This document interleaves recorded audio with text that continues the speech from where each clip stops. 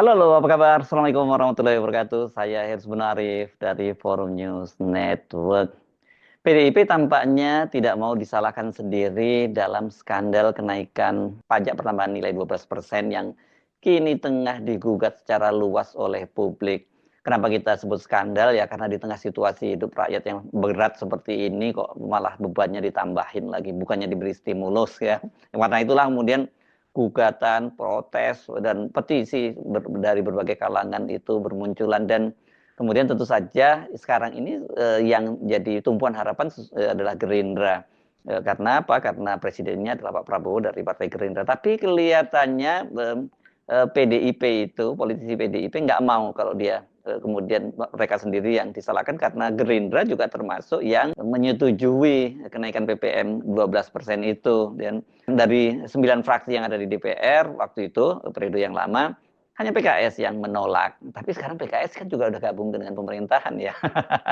Pusing nggak tuh kita jadinya ya. Politisi PDIP Dolvi Otnil Frederick Palit yang menjadi ketua panitia kerja RUU Harmoni Peraturan Perpajakan menyatakan bahwa 8 fraksi itu setuju. Nah, bahkan kemudian Dolvi buka-bukaan bahwa RUU itu harmonisasi perpajakan, harmonisasi peraturan perpajakan yang kemudian salah satu pasal yang mengatur soal kenaikan PPN 12% itu sesungguhnya merupakan rancangan undang-undang inisiatif pemerintahan Jokowi. Jadi asbabun nuzulnya kalau mau disalahkan ya Jokowi, kira-kira begitulah ya maksudnya.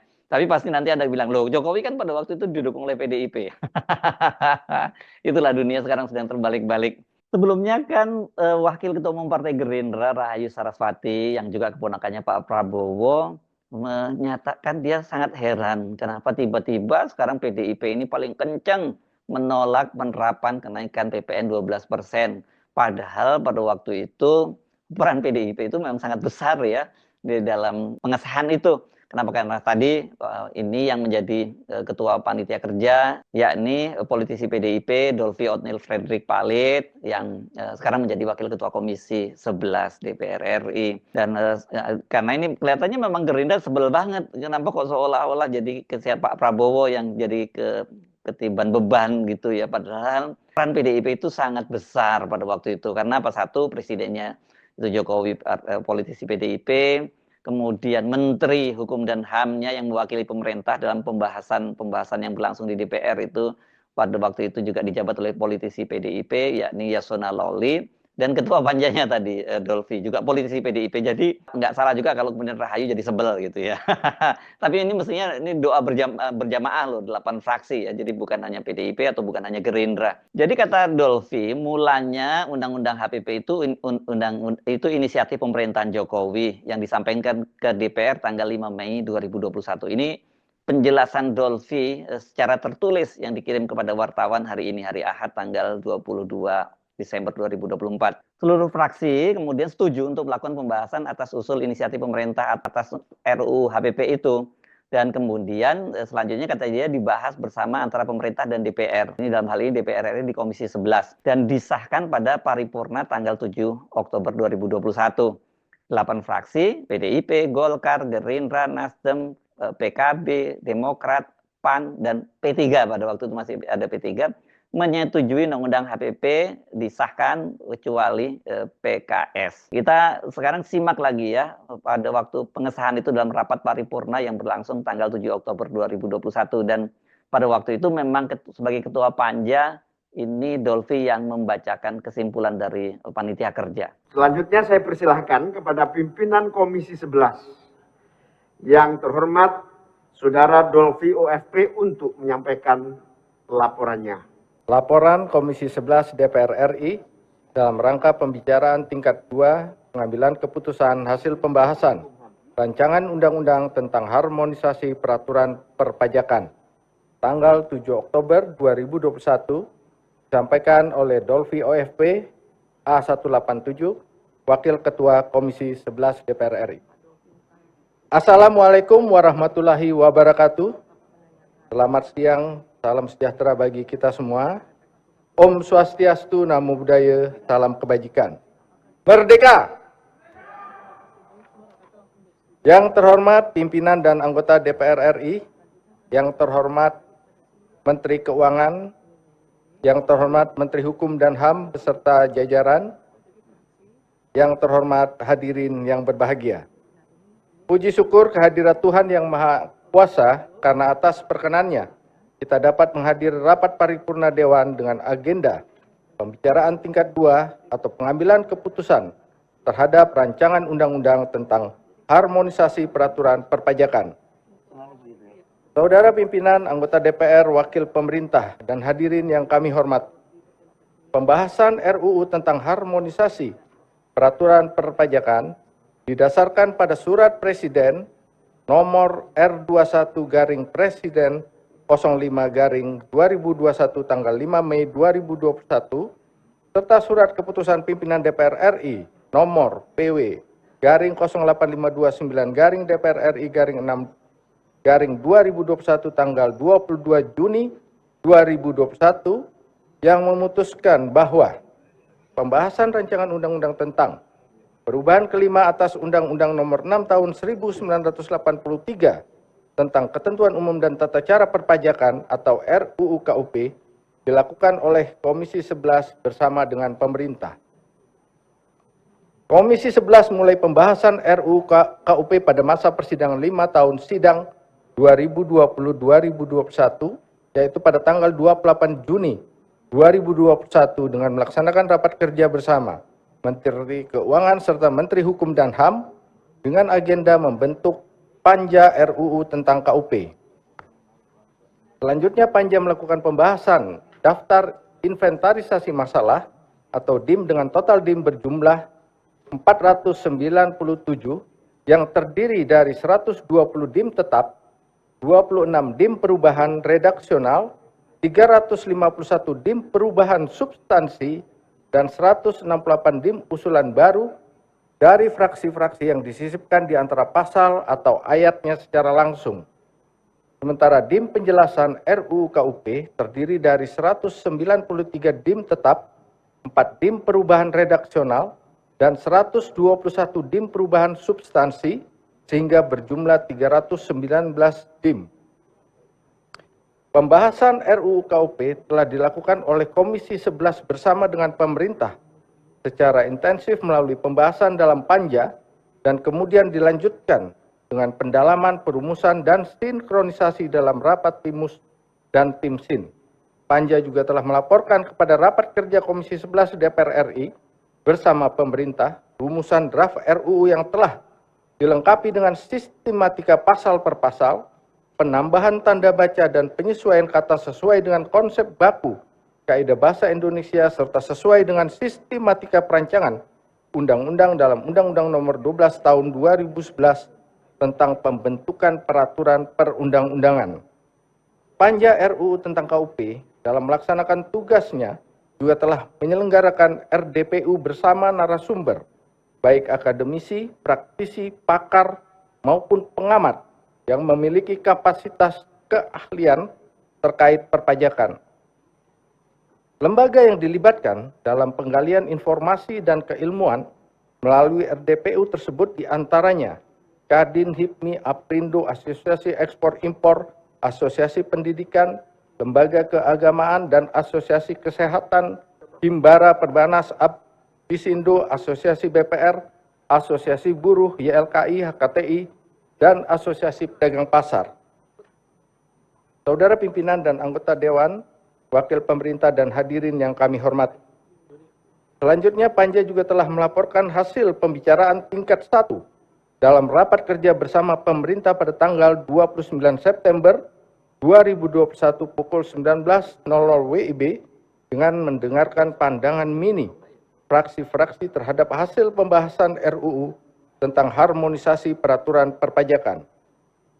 Dalam rapat kerja Komisi 11 bersama pemerintah tersebut, 8 fraksi, yaitu fraksi PDI Perjuangan, fraksi Golkar, fraksi Gerindra, fraksi Nasdem, fraksi PKB, fraksi Demokrat, fraksi PAN, dan fraksi P3 menyatakan menerima hasil kerja Panja dan menyetujui agar RUU tentang harmonisasi peraturan perpajakan segera disampaikan kepada pimpinan DPR RI untuk dilanjutkan kepada tahap pembicaraan tingkat 2 dalam rapat paripurna DPR RI sehingga dapat disetujui dan ditetapkan sebagai undang-undang.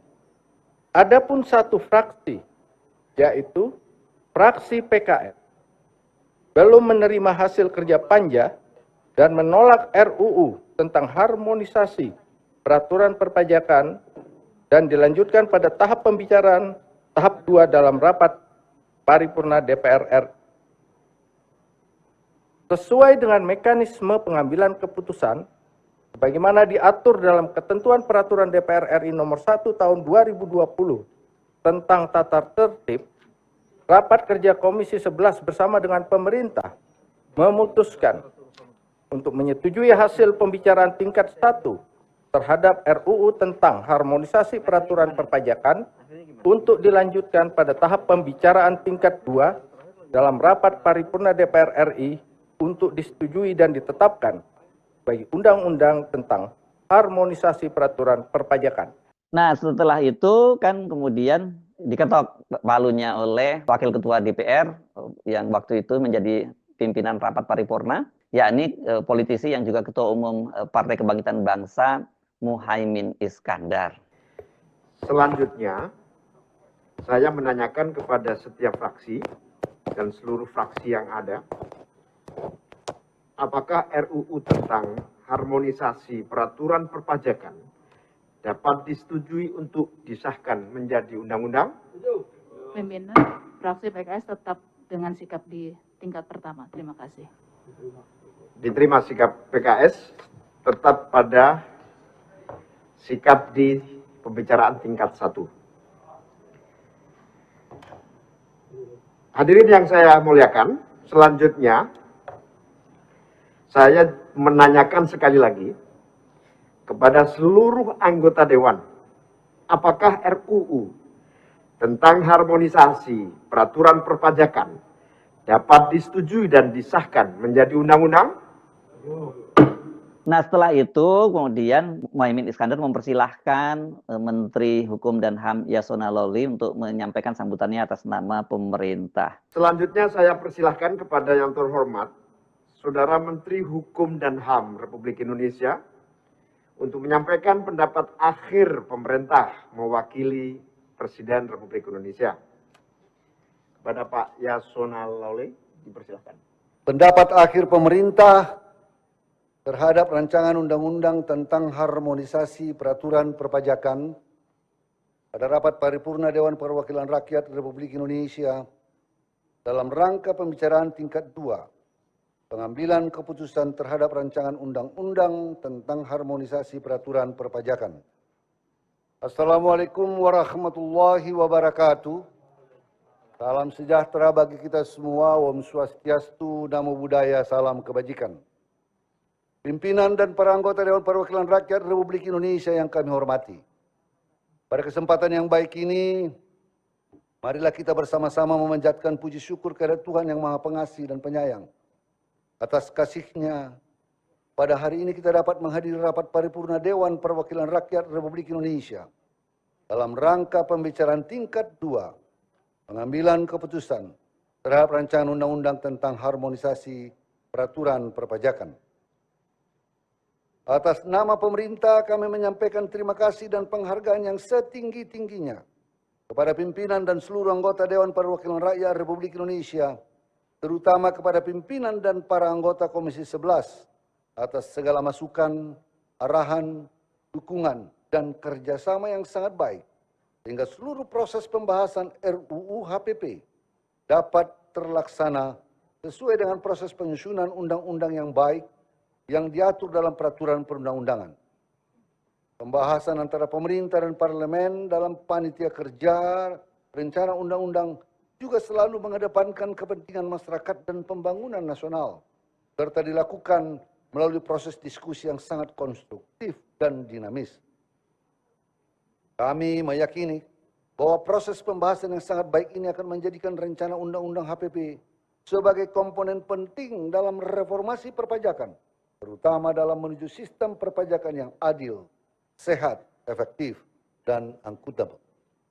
Pimpinan dan para anggota Dewan Perwakilan Rakyat Republik Indonesia yang kami hormati, hadirin yang saya muliakan, reformasi perpajakan merupakan proses berkelanjutan yang tidak terputus sebagai bahagian dari upaya perbaikan sistem perpajakan untuk menyesuaikan dengan dinamika dan situasi perekonomian. Pandemi COVID-19 justru memberikan momentum dan sudut pandang baru dalam menata ulang dan membangun fondasi baru perekonomian nasional, termasuk menata ulang sistem perpajakan agar lebih kuat di tengah tantangan pandemi dan dinamika masa depan yang harus terus diantisipasi. Reformasi perpajakan diselaraskan dengan langkah pemerintah dalam mempercepat proses pemulihan ekonomi dan meningkatkan kualitas kebijakan fiskal sebagai instrumen kebijakan mendukung pembangunan nasional. Reformasi perpajakan bertujuan untuk meningkatkan tax ratio dan kepatuhan pajak agar menjadi lebih baik. Reformasi perpajakan juga diharapkan dapat menjadi instrumen untuk mewujudkan keadilan serta lebih memberikan kepastian hukum dalam pelaksanaan hak dan kewajiban perpajakan. Jadi jelas ya, ini asbabun nuzulnya bahwa ini adalah inisiatif dari Jokowi yang juga waktu itu masih jadi kader PDIP. Kemudian ketua panjanya adalah juga kader PDIP, Othniel Frederick Palit, dan Menteri Hukum dan HAM-nya yang mewakili pemerintah juga politisi PDIP. Jadi memang andil PDIP itu paling gede ya dalam soal ini. Nah kalau sekarang PDIP kemudian protes keputusan pemerintah menaikkan jadi 12%, apakah salah? Saya kira nggak sepenuhnya salah juga ya, dan malah bagus tuh kalau PDIP malah nggak ngotot untuk menurunkan, bisa dikutuk ini oleh rakyat ya. Apalagi dia sekarang jadi oposisi, pasti dia akan dibiarkan sendirian ya. Tapi kalau sekarang dengan dia memprotes dan meminta agar dibatalkan, dia pasti banyak didukung oleh rakyat. Walaupun rakyat tetap mencatat ya bagaimana PDIP sebelumnya. Nah ini memang sesungguhnya kalau kemudian PDIP nggak mau disalahkan sendirian, benar juga ya. Atau Gerindra kemudian ngotot, ini kan juga jadi pertanyaan. Saya kira bukan Gerindra ngotot ya, tapi pemerintahnya Prabowo lah ya, dan ini adalah menteri-menteri lama seperti Erlangga Hartarto dan Menteri Keuangan yang juga ini semua orangnya Jokowi. Nah, di dalam amanat undang-undang peraturan perpajakan yang baru ini, tarif PPN itu mulai 2025 memang disebutkan 12%, dari sebelumnya 11%. Dan katanya begini klausulnya itu, amanatnya, pemerintah dapat mengusulkan perubahan tarif tersebut dalam rentang 5% sampai dengan 15%. Artinya bisa menurunkan maupun menaikkan sesuai dengan Undang-Undang HPP. Pasal 7 ayat 3, pemerintah dapat mengubah tarif PPN di dalam Undang-Undang HPP dengan persetujuan DPR. Dan kemudian Dolfi menyebutkan pertimbangan kenaikan atau penurunan tarif PPN bergantung pada kondisi perekonomian nasional. Dia menyatakan pemerintah diberi ruang untuk melakukan penyesuaian tarif PPN naik atau turun. Jadi nggak benar nih kalau narasi dari Pak Erlangga Hartarto yang menyatakan bahwa itu adalah amanat undang-undang dan pemerintah itu tinggal menjalankannya saja. Karena dalam undang-undangnya jelas kok dimungkinkan bahwa situasinya naik dan turun bisa 5-15% sebenarnya bahkan ya. Tapi kan yang jadi masalah sekarang dalam kondisi kehidupan masyarakat yang sangat sulit seperti sekarang kok malah dinaikkan 12%. Kan amanat undang-undangnya bisa juga turun, atau kalau nggak turun ya tetaplah 11% gitu. Nah, mari kita tunggu saja bagaimana kelanjutannya dan apakah benar nanti akan ada kado kejutan dari Prabowo sebagai presiden membatalkan PPN 12%, tapi saya kira nanti ada jalan komprominya ya, nggak semua dibatalkan untuk yang benar-benar barang mewah yang tidak berkaitan dengan hajat hidup kalangan masyarakat kelas bawah seperti deterjen, kemudian spare part sepeda motor, ya jangan dinaikkan. Saya Hersbun Arif dari Forum News Network, sampai jumpa lagi. Wassalamualaikum warahmatullahi wabarakatuh.